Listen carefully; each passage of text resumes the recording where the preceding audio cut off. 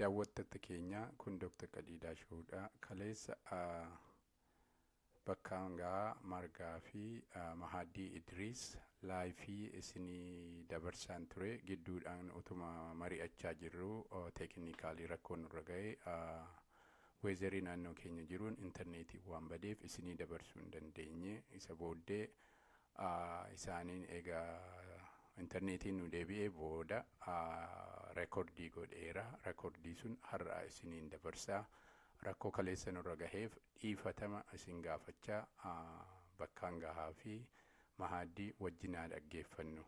Ammas dhiifataman isin gaafadhaa. Galatooma nu wajjin turuu keessaniif.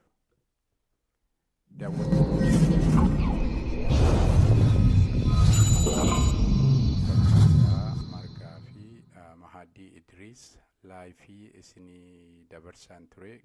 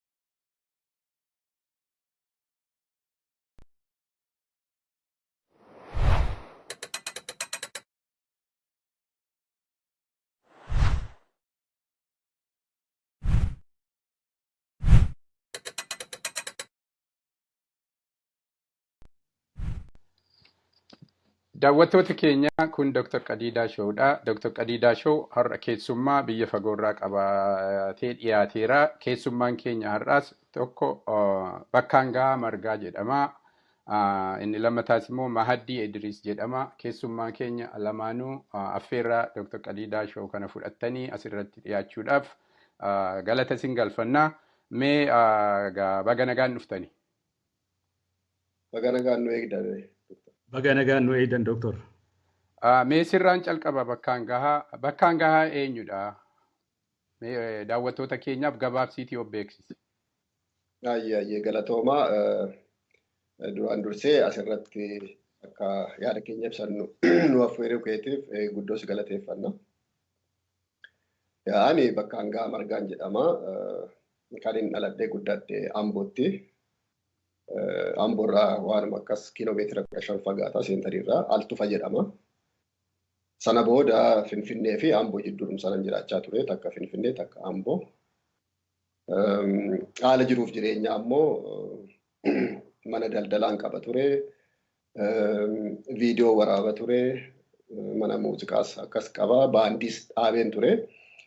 Yeroo lamaan tokko baandii hawwisoo gootee hawwisoo Oromoo dhaabee rakkoo ture mana hidhaa ture hawwisoo dhaabamu. Sanumaan wal qabatee rakkoo adda addaatu ture. Waa'ee viidiyoo waraabii fi waa'ee hawwisoo dhaabuu irratti jechuudha. Sana booda haalli akka malee ulfaatee yogguu jedhu akkuma nama kaanii lubbuu koo baafachuuf gara biyya ollaatti baqadhee amma biyya Niizerlaandii keessan jiraadha jechuudha. Galatoomi Bakkaanga'aa. Obbo Maahaddi Idiriis. Tole anis maqaan kiyya Maahaddi Idiriis jedhama. Kan itti dhaladhe godina Baalee magaalaa Gaarfaattiin dhaladhe. Egaa gaafan biyya keessa ture barataan ture. Haalummaan rakkoon Oromoo irra gahaa jiru kaa beekamaadha. Kana waliin himuuf barbaachisaa ta'uu baatus rakkuma saba keenya irra gahaa jirutu biyyaa na baasee jireenyaan yeroo ammaa biyya Niizerlaand keessa jira. Galatoomeeti sigaa baga nagaan dhuftanii asirratti isin har'a calqaba Dr. Qadiidaa Shoo irratti dhiyaachuu keessanii garuu akka kanaan dura Dr. Qadiidaa Shoo baay'ee hordoftan natti himtaniittu sagantaa keenyaa fi keessummaa asirratti dhiyaatanis dhaggeeffattaniitiin asirratti dhiyaachuu akka barbaaddan na beeksiftanii ture. Mee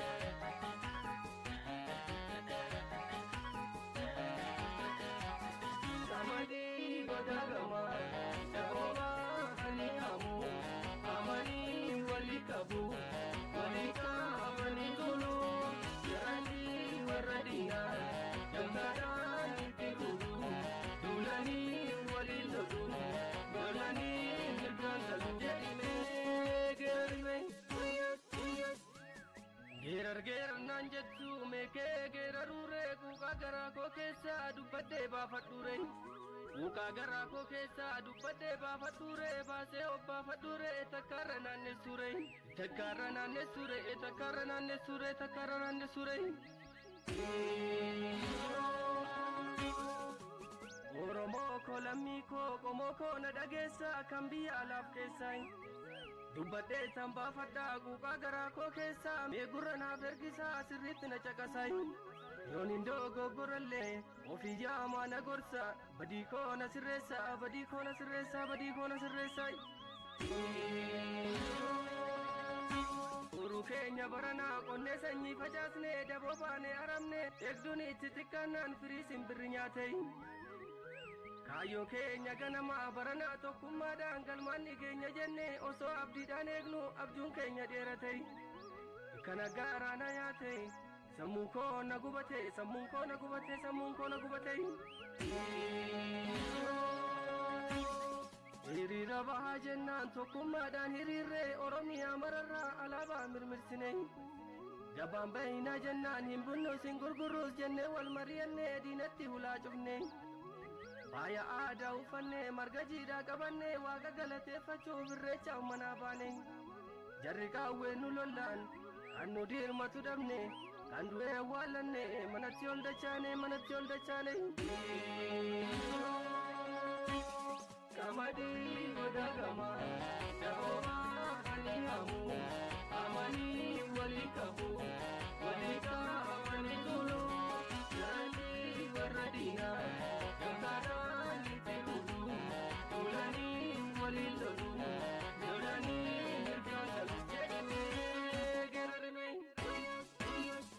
Kaafaayyuun Oromoo kan keessaa fala jirtu komiinsin irraa qabaa na dhaggeeffadhaa martu.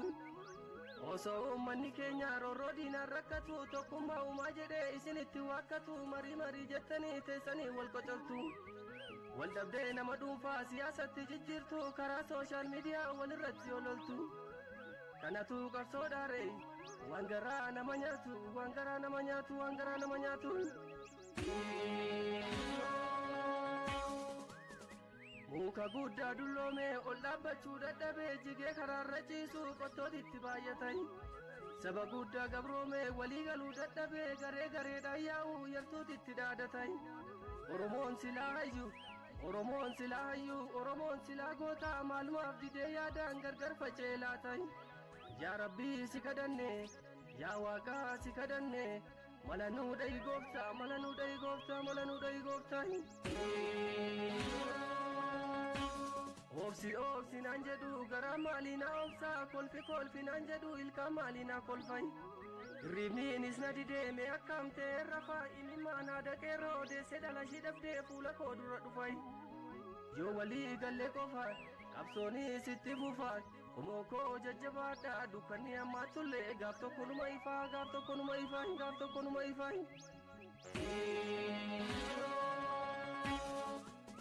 Como okoya lamiko, walirra nesinuratu. Como okoya lamiko, walirra nesinuratu. Como okoya lamiko, walirra nesinuratu. Como okoya lamiko, walirra nesinuratu. Kabaki paya lamiko, walirra nesinuratu. Bahadi haya lamiko, walirra nesinuratu. Kesafala ya lamiko, walirra nesinuratu.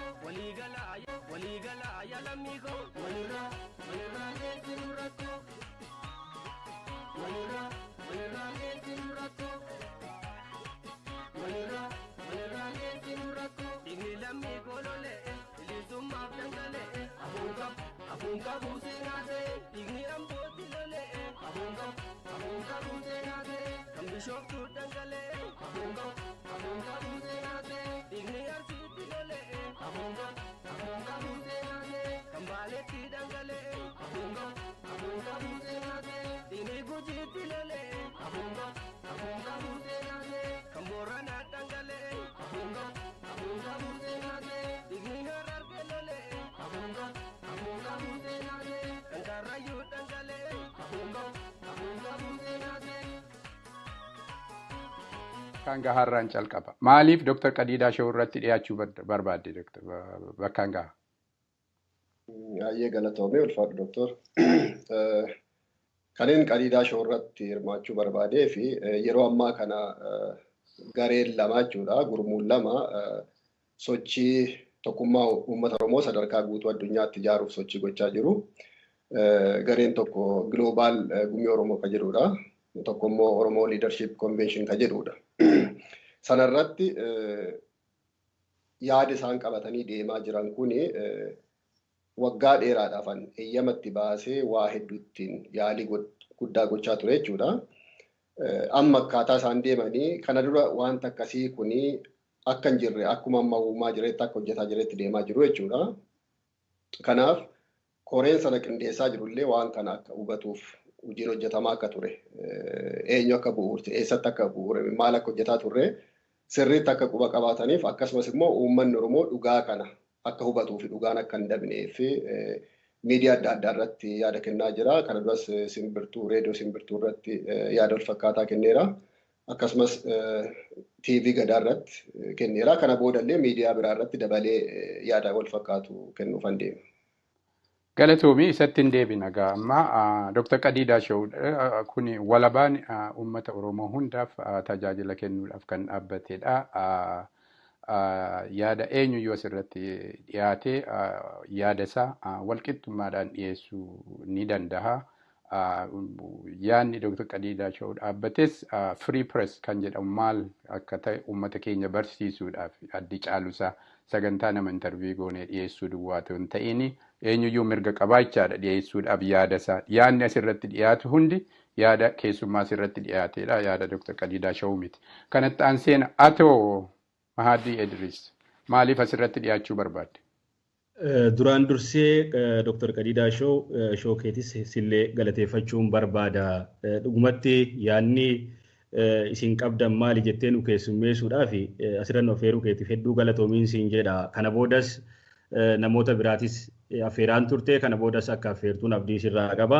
Egaa kan hin dhiyaadhee fi akkuma Bakkaanga'aan jedhe yaadonni lama yeroo ammaa kanatti maqaa lama qabachuudhaan deddeemaa jiru. Isaan sanis dhageeffadheen jira. Kanumaa fi asirratti yaada qabu ibsachuudhaaf san qofa osoo hin taane yaadni kun lama qofa osoo hin taane sadi ture. Namoonni tokko tokko tarii yaadni kun lama jedhaa jiru. Yaadni kun sadi isaan kana durallee kan turetu jira yaadni. Kanaaf yaada kana dura turee fi kan ammaa kana maaltu wal fakkeessaa garaagarummaan isaa maalii ka jedhu asirratti yaaddoo qabu ibsachuudhaaf yaadonni kunniin akka walitti hin buune jalqabumaan kaafnee wal qabuu qabnaa wal sirreessuudha qabna kan jedhuufi asirratti yaada kennachuu barbaadeeti. Galatoomii waan gaariidha. Amma mee calqabaan Bakkaanga'aa dhiifatama.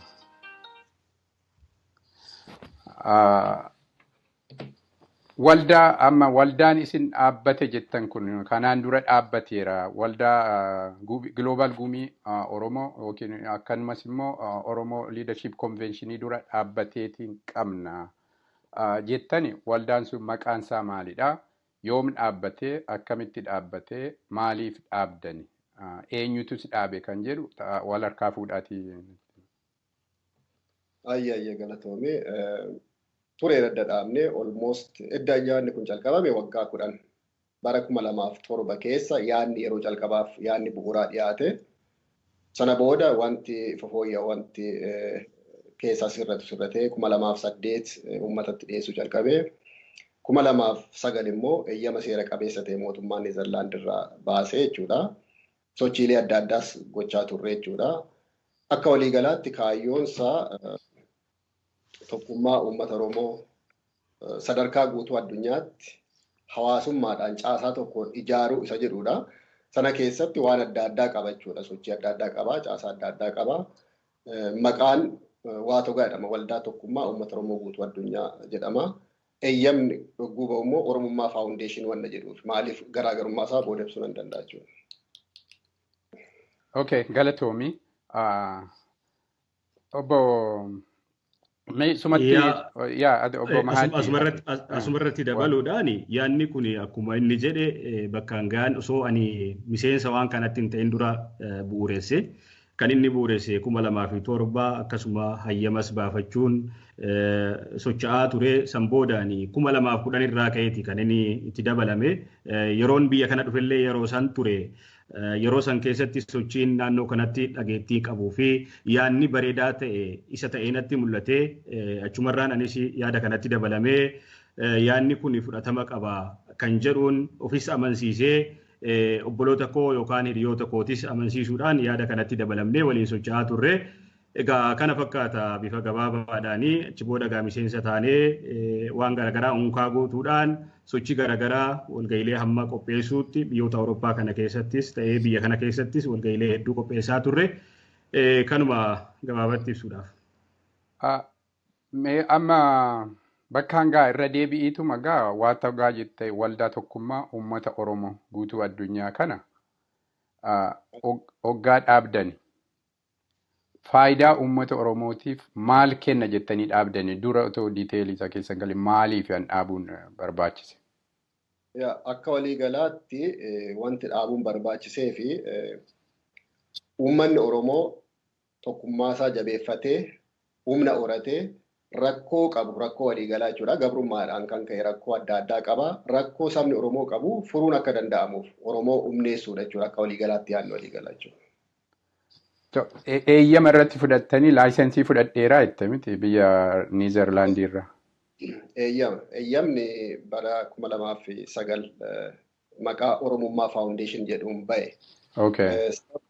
Ammasitti waatu gaanni dhufu Oromummaa Faawundeeshin isa jedhu kana xiqqoo ishee adda baaseen ibsa. Ibsime. Waatu gaani waldicha isa ijaaramuudha. Waatu gaa sana keessatti namni hundumtuu namni Oromoo ta'e biyya alaas haa ta'uu biyya keessas haa ta'uu namni Oromoo ta'e diina Oromoon ta'e malee jechuudha. Namni Oromoo ta'e hundumtuu namni umuriin isaa ga'e waldaa kana keessatti akka hammatamuudha. Karoorri jiruu fi sagantaan jiru. Oromummaa Faawundeeshiniin waan kana koordineet gochuudhaaf jechuudha.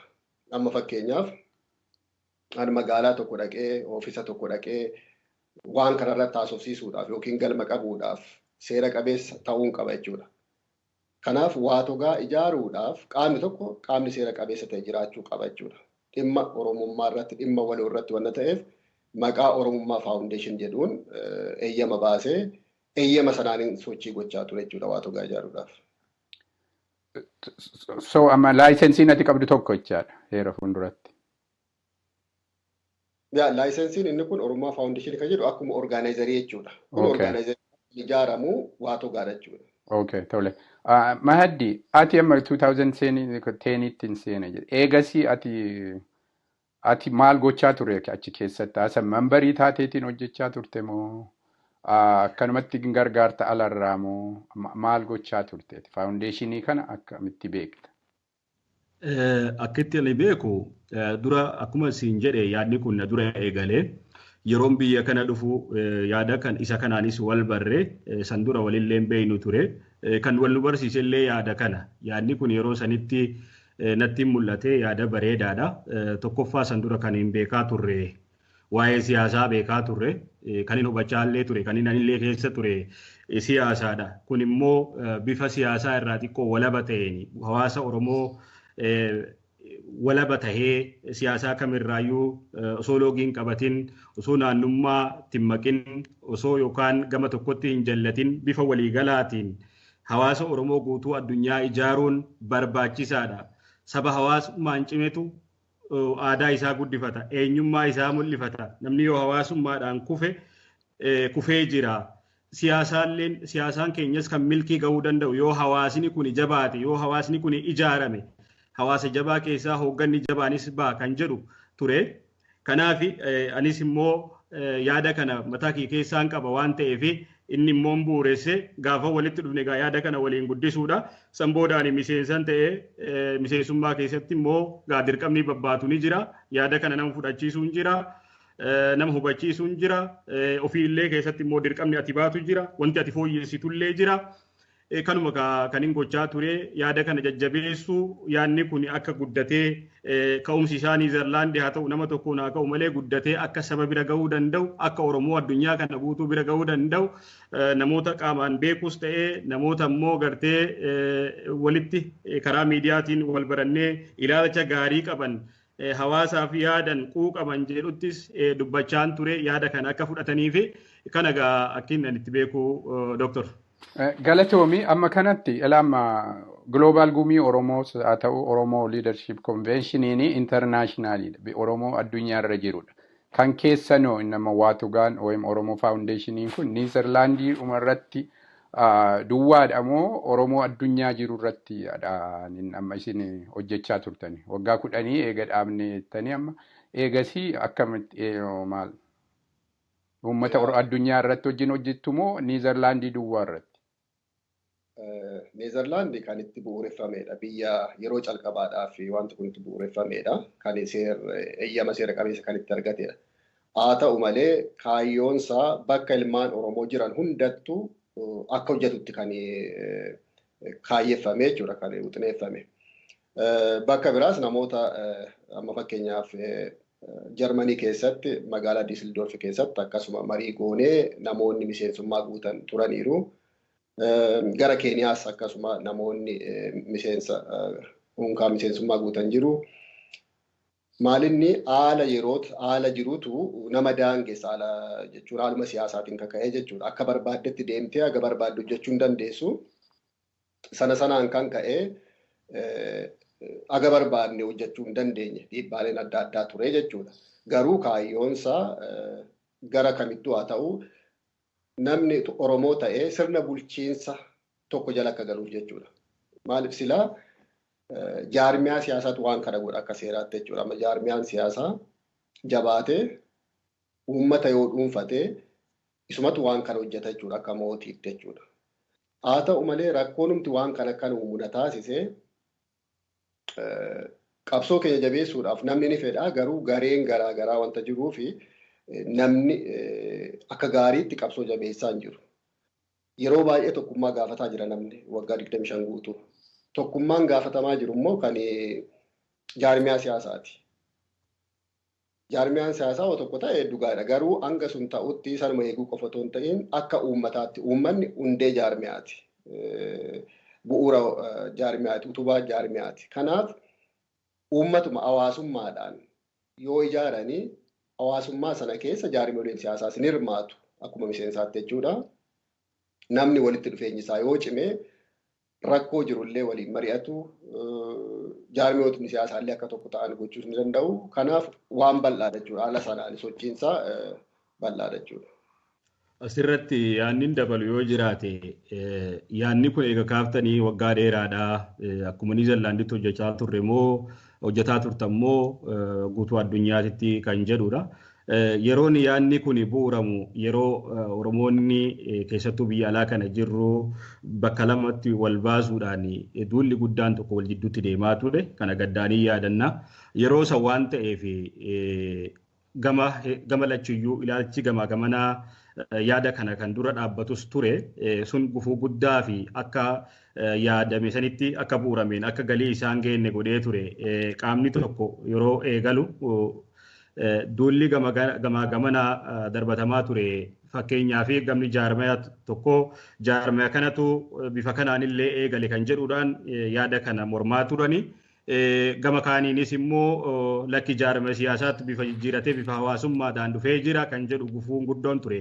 San keessa hunda tarkaanfannee keessa baanee namas hubachiisuudhaaf walaba akka taanee fi walaba taanee jaarmaya kamuu fi ilaalcha walqixaa akka qabnu Oromummaa fi Oromoo fi Oromummaa jabeessuu qofa irratti akka xiyyeeffanne kana hunda hubachiisuun wareegama guddaa gaafatee jechuudha. Keessattuu jaalli kun kana hubachiisuudhaaf dhugumatti wareegama guddaa baasee jira.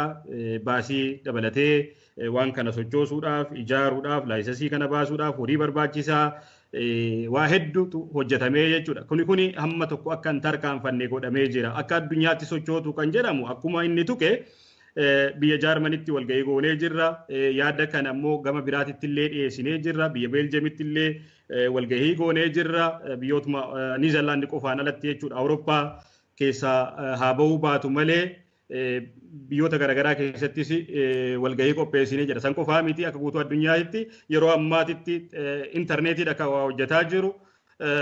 Waan kana marsaa intarneetii irra jira.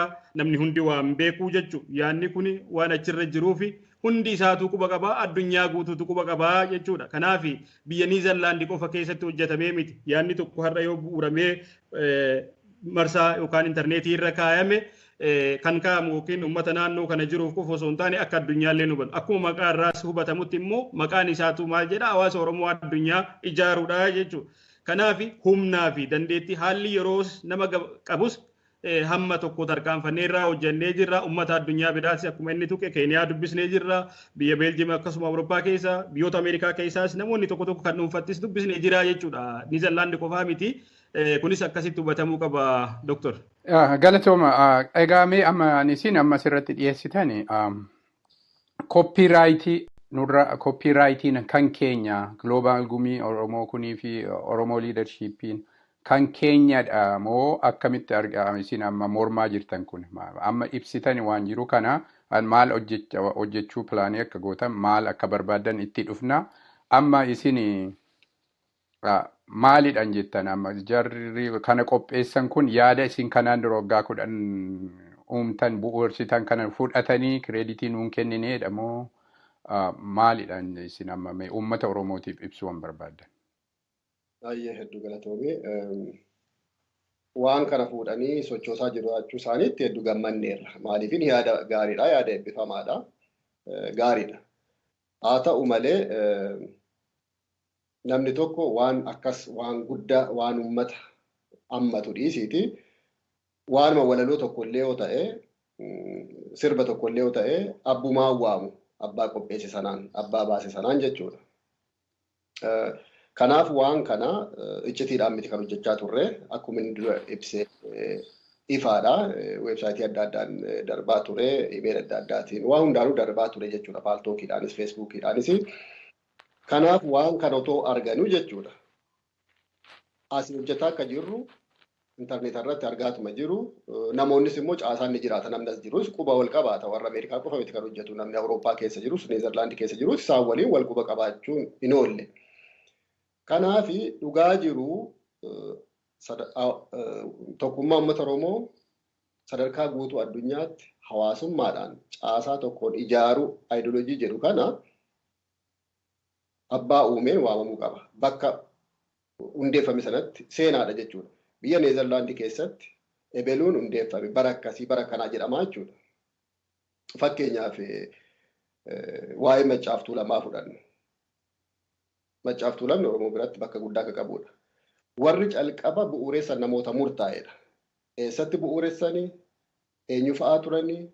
Maaliif bu'uureessanii? Sochii akkamii godhanii jedhu kuni dubbii nama murtaa'ee miti. Dubbii sabaati. Seenaa sabaati jechuudha.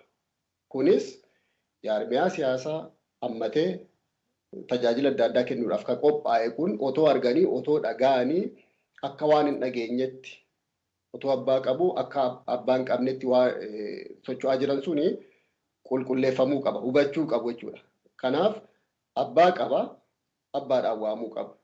Uummanni Oromoos kana hubachuu qaba jechuudha. Koreen suniin hubanne yoo ta'e ammallee haa hubatu miidiyaa adda addaatti kennaa jirra. Hojiin hojjetamu dura dhaabbachuufi miti. Haa hojjetamu hojiin gaariidha. Garuu dhugaa jiru, seenaa jiru kaa'uu qabu, aksepti gochuu qabu. Kana malee koppiraayitiin mirga keenyaa nuuf haa eegamu jennu yookiin kaffaltii wayii yookiin badhaasa yookiin aangoo jechuu keenya miti. Dhugaan jiru kun seenaan kun seenaa maqaama Oromoo waan ta'eef yoom bu'uureffame, eenyuun bu'uureffame, eessatti bu'uureffame, maal fa'aa hojjetame inni jedhu kun sirrumaan galmeessanii itti fayyadamuu qabudha. Kana accept gochuu qabudha, recognize gochuu qabu jechuudha. Mirga abbummaa nuu kennuutu isaan irra jiraadha. Isin gaafattan. Eeyyeen egaa mirga abbummaa guwennu wanti mirga abbummaa kun waan adda addaa ta'uu danda'a. Garuu ammas irratti mirga abbummaa guwennu akkuma isin jedhee faayidaa biraa miti. Mirga abbummaadhuma seenaa jechuudha. akkasiin itti fudhachuu dandeenya. Okay. Asirratti ammas kan nuti dhiyaannee fi yookaan akkuma Bakkaanga'aan jedhe waan kanatti gufuu ta'uudhaafii miti. Jaalala guddaa qabna Oromoo wal arguu kanatti. An akka dhuunfaa kiyyatti gammachuu guddootu natti dhaga'ama. Oromoon tokkorraa lama ta'ee waliin mari'achuun nu gammachiisuudha qaba. Kanatti kan gaddu yoo diina ta'e malee hin jiru. Dhugatti hin gammannaa jechuudha. Walitti dhufanii waliin mari'achuun. Haa ta'u garuu yeroo walitti dhufanii waliin mari'atan kana yaada kana dura ture kana abbaa yaada kana burqisiise lafa kaa'uudhaan yookaan ka'umsi yaada kanaa eessaa akka ta'e kaayanii yoo jedhani itti caalatti nama gammachiisaa jechuudha. Fakkeenyaaf na yaadadhaa qaama lachuu irraa namoonni tokko dhiyaatanii yeroo waa'ee yaada kanaa kaasanii dubbataa turan. Gama warra leadership jedhurraa yoo yaadadhee yaadni kun bubbulee ture gama Awurooppaa kanaa waan ka'ee natti fakkaata. Kana duraa waan jedhamu haasee akkasiitiin gaafii tokko yeroo deebisan argeen ture. Yaadni kun maalirraa madduu danda'e kan jedhu yoo ka'ee ta'e yaadni akkasii yoo turu taate eessa ture eenyuun barraa'e eenyuun qophaa'e maal hojjetame eessa ga'ee jira eessatti dhaabbatee isin warra eegaltan kan jedhu gaafii natti ta'a jechuudha naaf. Tokko kana gama kaaniinis warra global jedhuunis yaadni kun turee jiraayyuu kan jedhamutu dhiyaate na yaadadha. Kanaaf yaadni kun yoo ka turee jiraatu ta'e kamanaanis eessa ture hamma ammaa eessa ture kan jedhu isaan kana gaafachuun barbaada. Kanaaf komimmaan nuti qabnuyyuu yaadni kun egaa abbaa qabaa jechuudha. Akkuma haasaa isaanii irraa hubannettis afaan bayanii dubbachuu baatanis yookaan ebaluu qopheesse yookaan ebaluu kana godhe kana dura kanatu ebaluutu hojjete jechuu baatanis hamma tokko wanni isaan jedhan ni jira. Garuu dhugaadhaan mirkaneessuu qabu. Jaala kanatu qopheesse Bakkaanga'aa Margaatu qopheesse hammana tarkaanfatee jira yaadni kun yaada bayeessa. Isaafis jabina taha guddina taha borii nama boru waa godhuufis hamilee taha jechuudha. Yaadni akkanaa kun yeroo ka'u fakkeenyaaf nama waa godhu tokko waa uume tokko yaada isaa san fuunee akka amantii ofii qabnuutitti akka amantii Oromoon qabu kamiitittu yaada namaa fudhatanii ofii yookaan itti beekamtiidhaaf qofa deemuunis amantiidhaanis dhoogga aadaa keessatti guddanne keessattuu yeroo sirni gadaadhaa jedhamee deddeebi'amee yeroo kan waa'ee sirna gadaati. Gadaan maal nu barsiisaa ture? Gadaan akkam ka jedhu egaa qorannoo waa'ee gadaa irratti hamma tokko beekuu baadhus gadaanis hannutti hin barsiisu sun nu hubachiisu garasitti nun ajajuu jechuu barbaadeeti. Kanaaf akka biyya lafaa keessa jirruutittis yaada namaa fudhatanii callisaniituma kooppii godhatanii kan ofii godhatanii deemuun biyya lafaatittis seera biyya keessa jirruutiinis seera addunyaa kamiitiinis dhooggaadhaa kan jedhu qaba. Kanarratti kireeditii biraa yookaan aangoo yookaan agartee mallaqa yookaan baasii jaalli kunis hin barbaadu nullee hin barbaadu nullee warri kanatti hirmaachaa ture inni yaada kana bu'uurses akka hin barbaanne abdiin qaba. Anis immoo yookaan kan yaada kanatti hirmaadhee waliin guddisaa ture waan biraa hin barbaannu dura dhaabbannaa osoo hin taane dhageettii osoo hin taane yaadni kun ebaluun bu'uurame yoo ka jedhamu taate borii kennaaf nama waa godhuuf guddinaa jechuudha. Akkuma inni jedhe walaloo tokko yookaan sirbaan tokko walaloo kana ebaluun naa barreesse yoo jedhe namichi walaloo barreessu sun yeroo itti aanutti maal barreessa walaloo sanirra guddaa ta'e jabaa ta'e qopheessuu danda'a. Yoo hamilee wal buufne ta'e immoo gara kufaatiitti gara hamilee wal cabsuutitti gama adda addummaatitti tarkaanfanna. Kanuma hubachiisuudhaafi kun hubatamuudha qaba. Asirratti daballee isaanuyyuu nuti tokko nuu ta'uudha qabanidha. Ani dhaamsi nama fakkeenya asumarrattuu dabalee isatti hin dhufna. Maahaddi hin dhufna gaaffii nan qaba isarratti. Egaa amma gamee galatoomi waan gaariidha. Namni tokko waan tokko garaasaarraa ka'ee yeroo isaa fudhatee waggaa bu'uuru kireeditiin kennamuutu irra jira. Seeruma aadaadhuma Oromootis jechaadha. Kanarratti otoo isa ammatti jettettiin darbiin amma akka seera Ameerikaatti maqaa kee exactly hin fudhatiin malee maqaa fudhatanii yaada sun jijjiiranii itti nam tokko bahuu danda'a. Jarri amma jettan kun Global Gumii Oromoo haa ta'u Oromo Leadership Convention haa ta'u ofuma keenyaa fudhanne maqaan isaanii miti maqaan keenya addaanii akkamitti isaaniif kireeditii kennanaa yoo jedhan maal jettu? Yaa kanarratti maalinni qola jijjiiruun waan sana jijjiire jechuu miti. Maqaan qoladha. Amma fakkeenyaaf kitaaba guu baaftu qola qaba kabarii jechuudha. Qola sanarraa fuutee suuraa biraarra keessee yoo baaftee keessi isaa sanumaa jechuudha. Sun yakka jechuudha. Maaliifin qooluma jijjiirte malee keessi isaa isuma jechuudha. Fakkeenyaaf inni kaasetta yoo baase suuraa isaarraa kaasee suuraa korra kaa'ee gurguruu hin danda'u. Keessi konteentiin isaa yookiin qabeeyyeen isaa murteessaadha jechuudha. Amma isaan maal godhanii maqaadha jijjiiran jechuudha. Maqaa itti sokee anis dura kun calqabu maqaa biraatiin calqabe. Waawaa mindahoo jedha ture calqaba. Waawaa mindahoo jechuun waldaa wal gargaarsaa mirga namoomaa dagaagina aadaa fi hawaasummaa uummata Oromoo waawaa mindahoo akkasitti barreeffamee ture jechuudha. Ammallee waan akka magaazaniirra akkasitti jira jechuudha. Maqaan jijjiiramuu danda'a. Maqaa qofa miti innumti keessa jiruyyuu diraaftiinsaa caasaansaa wanta adda addaa yeroo hojjechaa deemtu jijjiiramuu fooyya'uu ni danda'a. Kanaaf maqaa biraa gochuun waan kana jijjiiru. Wanti kun maalinni tokkoffaa bu'uurri isaa jecha tokkummaa jedhu uummanni Oromoo waggaa dheeraaf kan barbaadaa ture jaarmiyaa siyaasaa akkanataa ture. Amma karaa kamiin hawaasummaadhaan sadarkaa guutuu addunyaatti caasaa tokkoon hundammatee kan ijaaru jechuudha.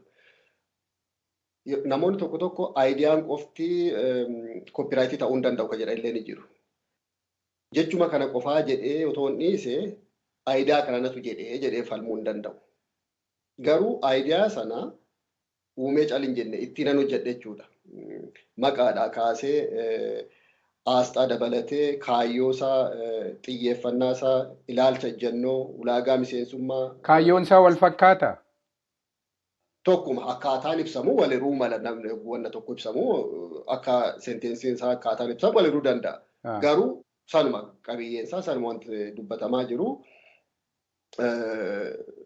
Kabira almost kana qofaayyuu miti wanta amma isaan hojjetaa jiranii kan hawaasa Oromoo Neezerlaand waliin illee akkaataa walitti dhufutu jira. Maaliifin boodatti dhufuu danda'a gunan Oromummaa faawundishii kana waatugaa kan hojjechaa jiru gara hawaasa Oromoo Neezerlaanditti illee ce'ee waggaa 3 tokko tajaajileeraa jechuudha.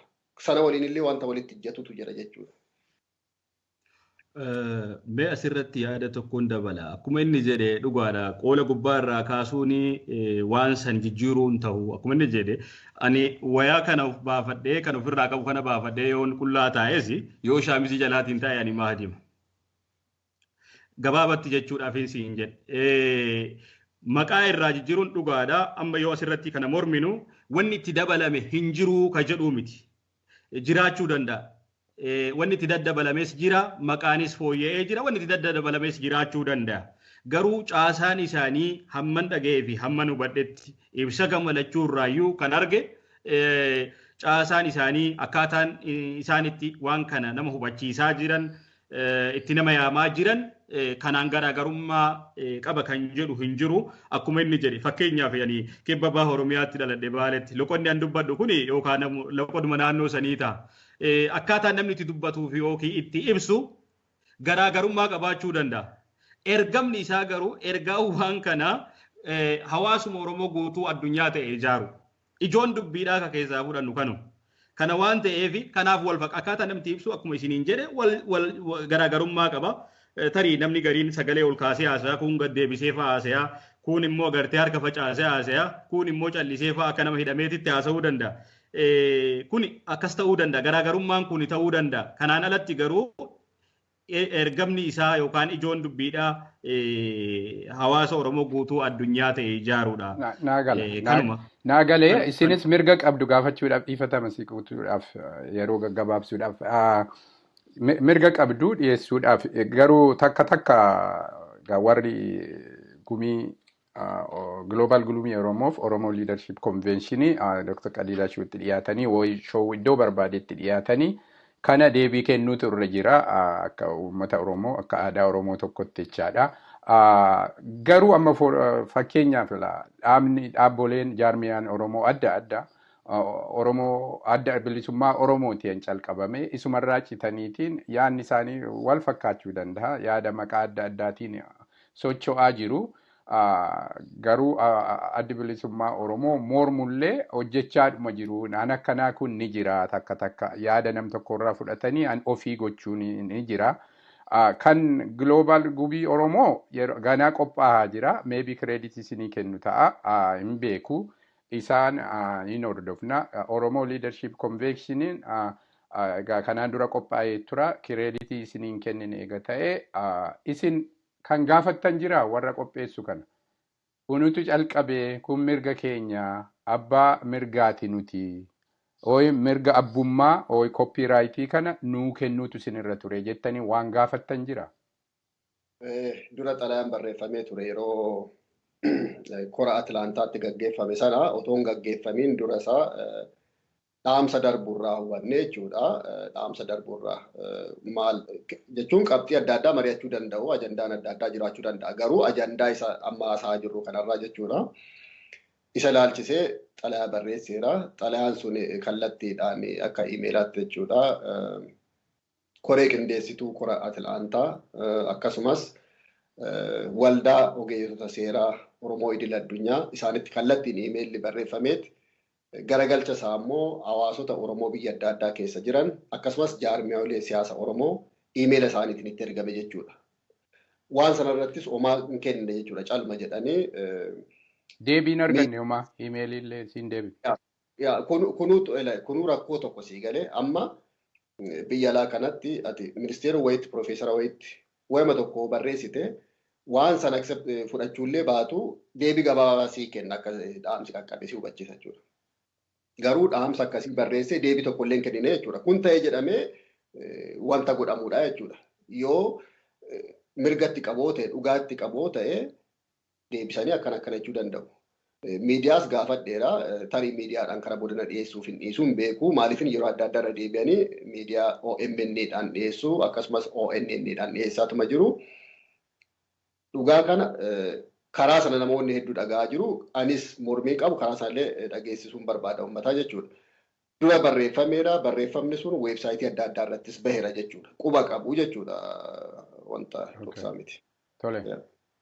Kan dabaluu dabalu yoo jiraate yaadni dabalu akkuma ati jette inni jedhe yaada kana isin ittiin geettanii jirtu quba qabanii kan jedhu tokkoffaa imeeliidhaan hawaasa naannoo Awurooppaa keessa jirus ta'ee dura bu'oota hawaasaatitti itti barreeffamee jira. Warra jaarmolee siyaasaa Oromoo hoogganan hundattuu barraa'ee jira.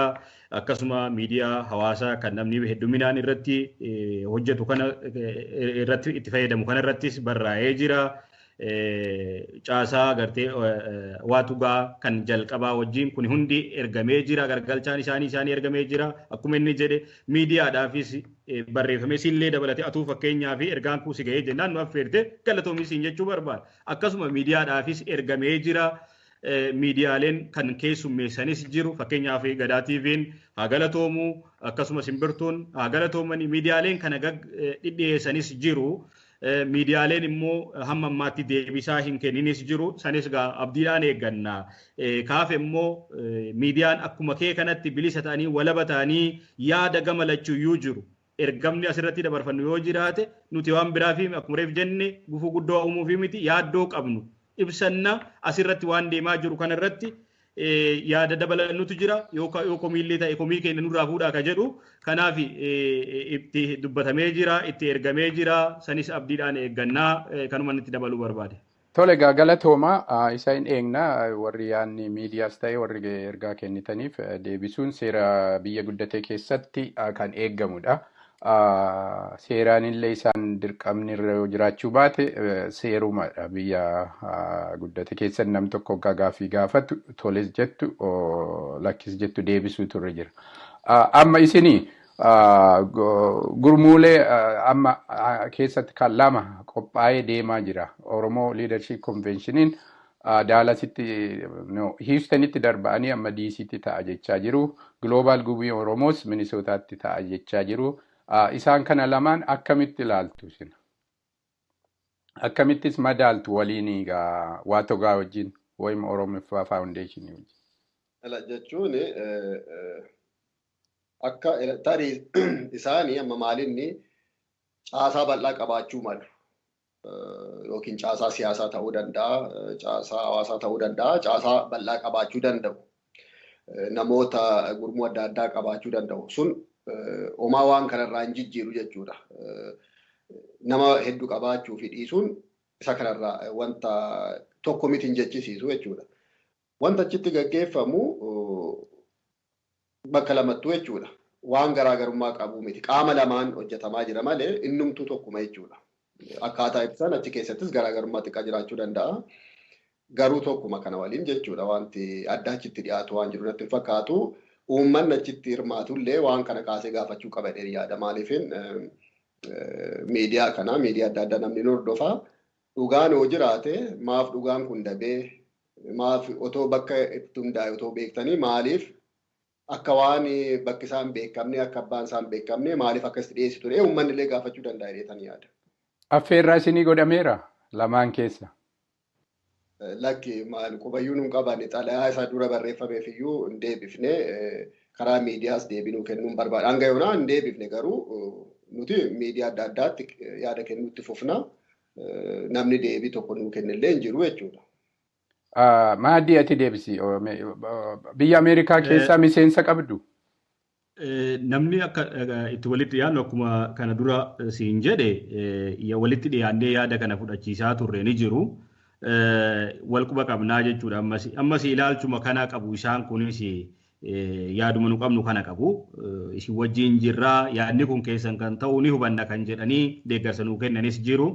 Kan immoo haalli siyaasaadhaa Oromoo kana keessatti wanni uumame yeroo tokko tokko addaan fageenyi tokko tokko uumamee jira. Kanarraa kan ka'een kan addaan babbannees jira.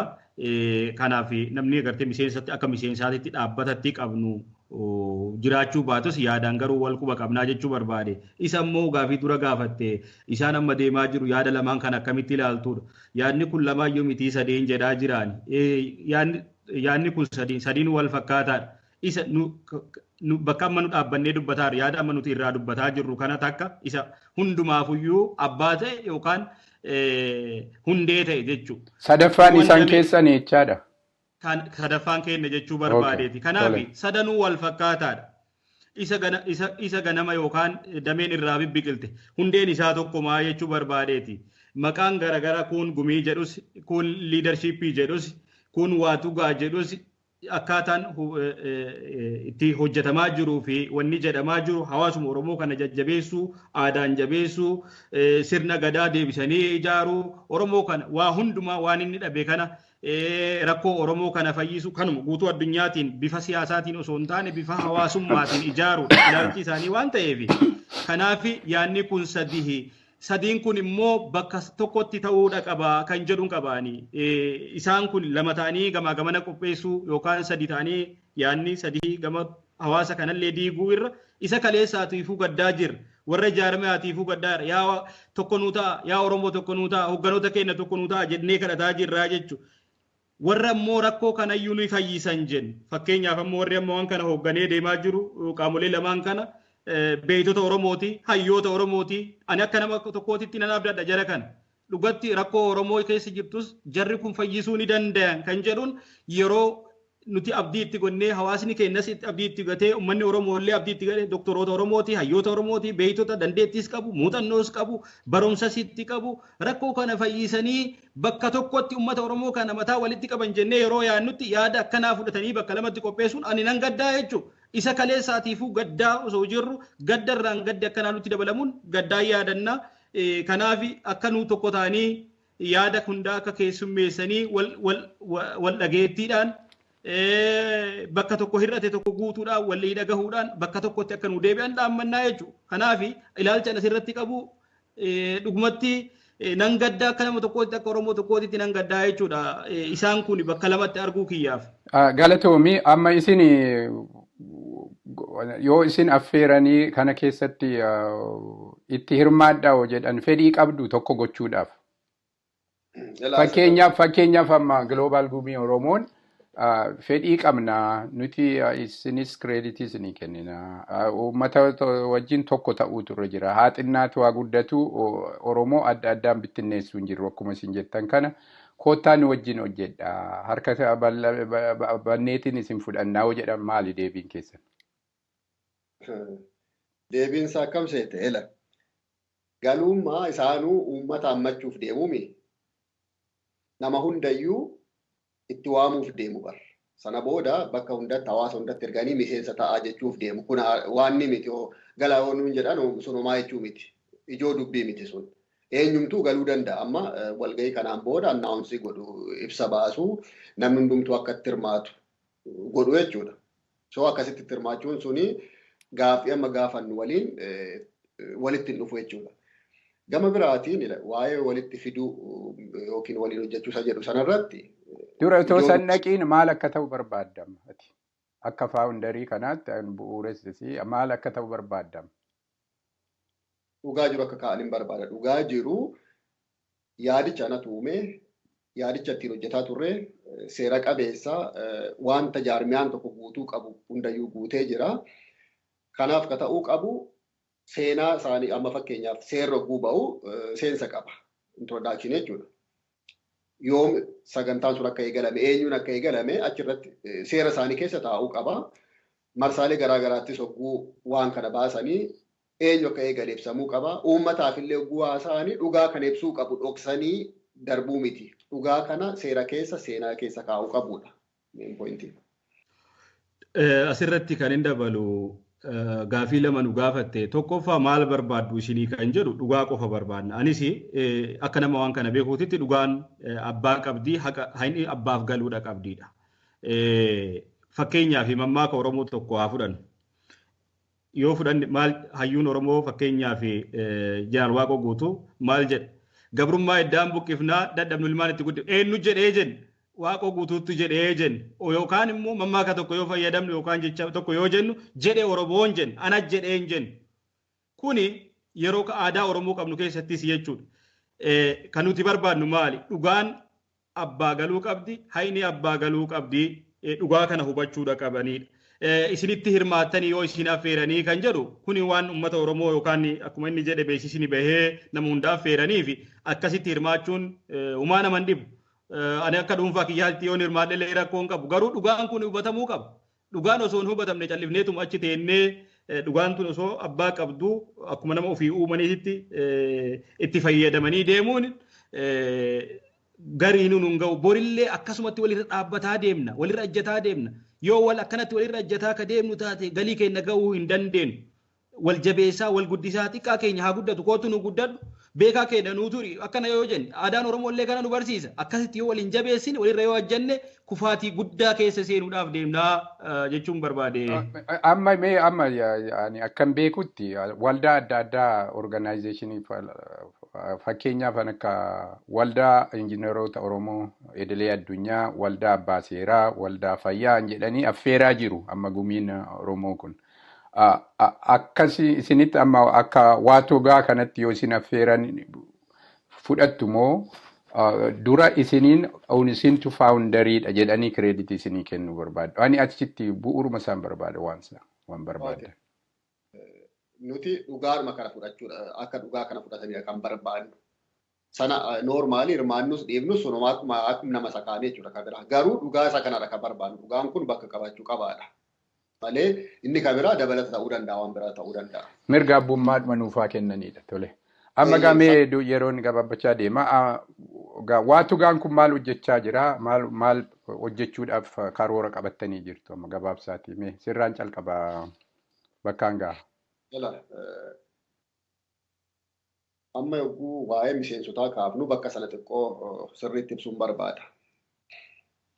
Dura miseensonni as Niizerlaandis kan unkaa miseensummaa guutan hedduu turanii, Disildorf hedduu turanii, Keeniyaas akkasuma bakka adda addaas qunnamtii bal'aa qabna turre jechuudha.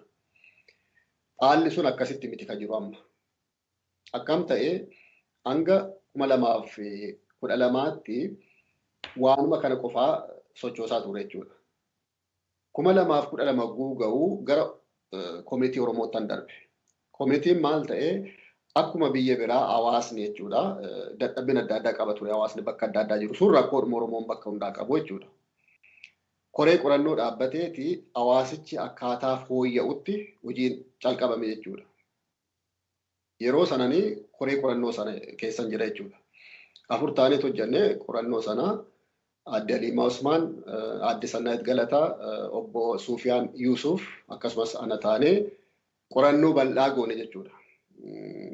Mana teenyee miti qorannoo kan goone. Qorannoo an communityiti moo waa'ee maaliif akkamitti Oromaa Faawundeeshiniin kuni agam jidduuttuu akka dhaabbatetu jira jechuun sochiisaa jechuudha. sochiisaa jechuudha. Qorannoo sana goonuu magaalaa adda addaa deemnee jechuudha laali. Dubartoota lamatu jira. Dubartoonni kun magaalaa adda addaa deemnee nama dhaqnee haasofsiisna bakkuma isaan jiran jechuudha. Kun maaliif barbaachisee dhugaadhaan uummata walitti fiduuf akka socho'aa jirru laali. Mana teenyetuma bilbilaan haasa'uu hin dandeenya. Garuu isaan kabajnee isaan barbaada dhaqnee haasofsiifnee haala sanaan namoonni maalinni rakkoon jiru maalinni jennee qorre gaafanne jechuudha. Hundayyuu namni yaada isaa akka ibsatu maaltu bade maaliif uummanni akka hawaasaatti walitti hin dhufne rakkoon jiru maalinni furmaannoo ka jedhu qorannoo akkasii goonee koree hawaasaas haaluma sanaan qorannoo adda gooneen booda cuunfaasaa uummataaf dhiyeessina jechuudha. Achitti kan dhiyeessinu yaada uummataa qofa miti. Kun hojjaadhuma waa togaatii egaa kun. No, walitti jira kaan anatu sochoosaa jedhame amma isa kana dhiisee achi darbe jechuudha. Kan hin barbaadu Oromoon hawaasummaadhaan akka tokkoomuudha akka jabaatuudha. Carraan karaa biraa sogguu argamu karaa sanas jabeessuudha jechuudha tokkummaa. Naa gala garuu amma yeroodhaaf hojjechaa waan waa tugaa keessatti hojjechaa turtan irratti dhiphisii dubbadhu. Walitti jira waggaa 3 fi hawaasan tajaajilaa ture hawaasa Oromoo Neezerlaand. Koree qorannoo ta'ee qooda guddaan kenne qorannoo sanatti caasaa bal'aa ijaarre jechuudha. Wanta bal'aatu jira. Dubbumti Ameerikaa deemaa jiru waa tugaa qofatti miti.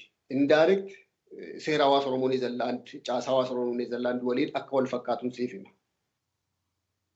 Walitti jira jechuudha. Koree qorannoon booda nuti akka qorannootti waan sana geessinu caasaan akka bal'atu goone. Yeroo baay'ee rakkoon maaliif uumamaa namni karaadhuma tokkorra deema jechuun koreedhuma murtaa'e nama murtaa'etu jira. Namni akka dandeettii isaatti, akka beekumsa isaatti, akka muuxannoo isaatti hojii adda addaa akka hojjetuuf caasaan banamuufii qaba. Caasaa bal'aa ijaarree gumii hanga nama 30 kan fudhatu goone koree hojii raawwachiiftuu hanga nama 12 damee adda addaatu jira as jala jechuudha. Dhimma dubartoota, dargaggoota, maanguddoota, mirga namoomaa, aadaa waa hedduutu jira jechuudha. Waan haala kanaan caasaa kana bal'ifnee hawaasicha fooyyessinee seerri waliigalaas akka tumamu dirqama. Hojjettan garuu maal hojjechaa turtan akka waa togaatti itti naa gabaabsi isarratti naa deemi. Weel egaa ani egaa dhugguun hojii hojjedhuusi ayidooloojii kana fuudhee tan achi hojjechaa ture.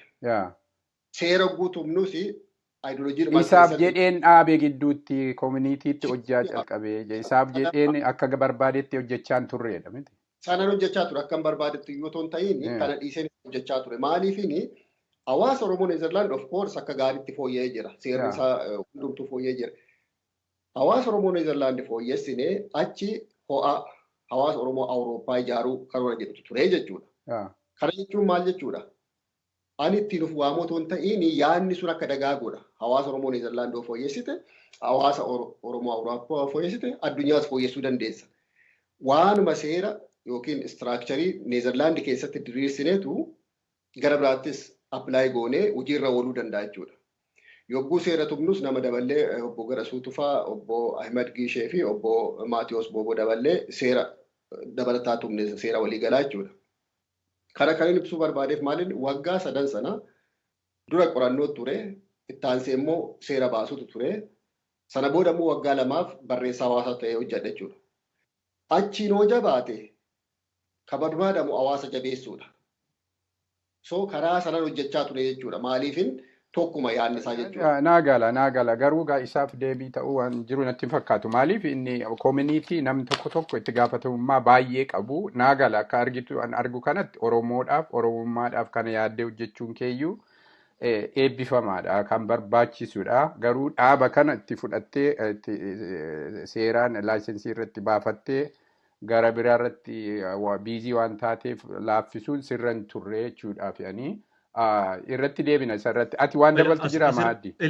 Asirratti yaadni isaas ta'ee anis wanni dabaluu barbaadu tokkoffaa asirratti yaada duraa san lafa kaaheetuma guutuun guututti kana san dhiiseetuma asitti dhufee osoo hin taane yaada san fudhate innis ilaalchi suni tokkoffaa maalinni yaadni sunillee jalqabaallee hawaasa ijaaruudha.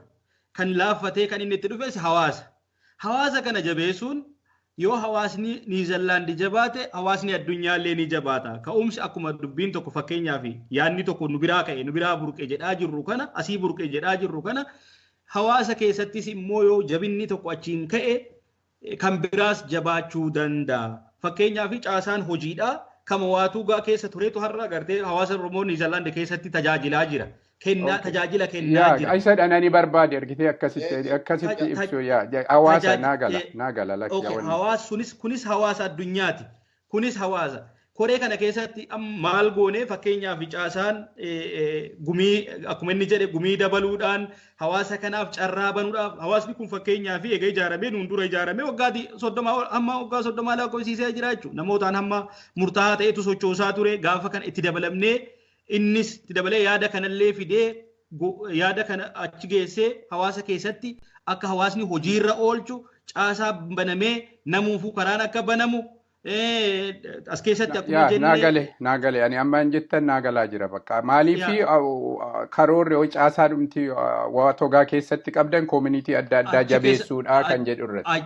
Addunyaa ka'umsummaan duraatuyyuu hawaasa addunyaa ijaaruudha. Kanaafuu hawaasa Niizerlaandi yoo jabeessine hawaasni Niizerlaand kan Beeljeem wajjin kan Jaarman wajjin yeroo garagaraatittis walitti dhufee yeroon fakkeenyaa fi sagalee keenya dhageessifannu hiriira garagaraa baan walitti dhufaa turree jechuudha. Kana yoo asitti goone gara biraatittis godhuu danda'a akka nu godhuu dandeenye kan addunyaas dhaqqabuu dandeenya kan jedhu karaa kanaan irratti hojjetamee jira jechuudha. Wanni lafa kaa'ame tokko hin jiru. Bakkaanga'aa jechuun gabaabsiitu waan jechuu barbaadde jedhe. Yaa jechuun kan hin barbaade amma daayireekti karma WTUOGA kan hawaasaaf fayyadamnaa jechuun hin danda'amu sii galee maaliifin namoonni isaa kan inni GO nutti kennaa jedhu jechuudha. Yookaas maaliin alkallattiidhaan jechuudha. Indaayireekti jechuudha. Isuman wanta hedduun jechuudha. Wanta caasaansaa wanta aayidiyaan adda addaa isuman asitti karaa WTUOGA karaa Oromummaa faawundeeshin qopheessaa ture barreessaa ture sanaan sammuudhuma sanaan dandeettuma sanaan fuudhee bakka qorannoo bakka seeraa sanatti dabale jechuudha. Alkallattiidhaan kan WTUOGAan as keessatti dabalee kan Oromummaa faawundeeshin asitti dabalee miti kan hin jedhe. Garuu isuman kana hojjetaa jiruun achi geesse jechuudha. Indaayireekti.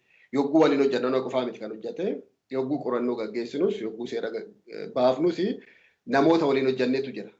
Garuu gama kootiin qoonnin guddaa kennaa ture ilaalchuma ideoloojiidhuma seeruma caasaas keessa jiruun akka achitti darbu godhe jechuudha. Maalinni wanta adda addaa dabalamuu fooyya'uun ni jiraata sun loojikiidha. Wanti inni kun kan barreeffame waggaa dheeraan dura yogguu barreessitu waa fooyyessuu dandeessa jechuudha. Kanaaf walitti jira kan siin jedhee fi inni amma achi dubbatamaa jiru yeroo tokko waanuma nasi caasaa hawaasa Oromoo Niizerlaandi dhagahu natti fakkaata jechuudha. Caasaan hawaasa Oromoo Niizerlaandi isa keenya koleejii gaggeessituu gumii miseensota gamtaa walitti hidhata 3-4 keenya jira jechuudha. Caasaan kun caasaa adda addaa qaba. So isuma asitti kaa'ame achi dhagaa jirraa jechuudha. Walitti jira kan hin jedheef kanaaf jechuudha. Galatoomii amma gara dhumaatti dhufaa jirra. Amma naagalaa jira. Maaliif waggaa eegada weeristanii waggaa 10 kana keessatti baay'ee sochii hin agarsiifneef maaf guddachuu hin dandeenye kan jedhu gaaffii isatti hin dhufa. Garuu walakka akka jirutti naa deebiftaniittu natti fakkaata. Maaliif akka hin guddanne iddoo adda addaatti hojjechaa turtanii koominiitii keessatti hojjechaa jirtanii isin irraas fudhataniiti yaada kanaan iddoo adda addaatti bu'uura adda addaa kanatu jira. Kanarraa haaraa kan ta'e maaliif waggaa 10 keessatti akka guddachuu hin dandeenye gabaabsitanii tokkoon keessanii yoo ibsite. Nan ibsaa itti dabalta. Hedduu yaada gaariidha kuni. Kuni yaaduma bu'uuraati. Durumayyuu rakkootu tureeyyuu rakkoo furuuf kaane jechuudha. Rakkootu jira rakkoo furuuf. Rakkoon sun maalinni namni keenya waliigaltee dhabuutu jira. Wal qoqqooduutu jira. Garee adda addaatu jira. Sana furuufuu ka'ame jechuudha. Yogguu sana hojjettu danqaadha jechuudha. Bitaa mirgaa jechuudha. Wanti furuudhaaf deemtu sun jechuudha. Garee tokko qabattee yoon kaane akka waan isaatti ilaaludha. Namni afooshaa akka kan isaatti ilaala. Jaarmiyaa siyaasaa akka kan isaatti ilaala. Yogguu dhimma waloo akka koominiitiitti itti himtu xiqqoo achi fageessee ilaala jechuudha. Akkasa afooshaa sanaatti akkasa jaarmiyaa miseensa ta'etti hojjetu sanatti ilaalu jechuudha. Innumtiin yogguun hawaasa hojjedhu yaada koo hunda cuunfee achitti hojjedhe jedhuu fi hawaasa keessaan hawaasatti hirkifatame akka deemuuf jechuudha. Calqaba bu'uurri isaa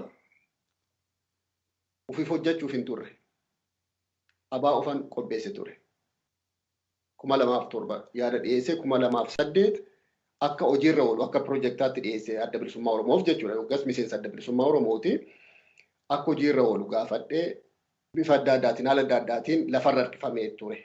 Yogguunni lafarra harkifamuuni miseensummaa dhiisee jaarmiyaa walaba ta'e dhaabe jechuudha.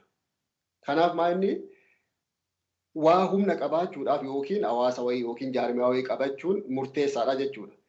Guddina irratti illee dhiibbaa akka qabaate haala kana jechuudha. Jaarmiyaan siyaasaa inni tokko sin deeggaruu inni tokko sin deeggaruu namni garee qabaa fooshaa qabaa.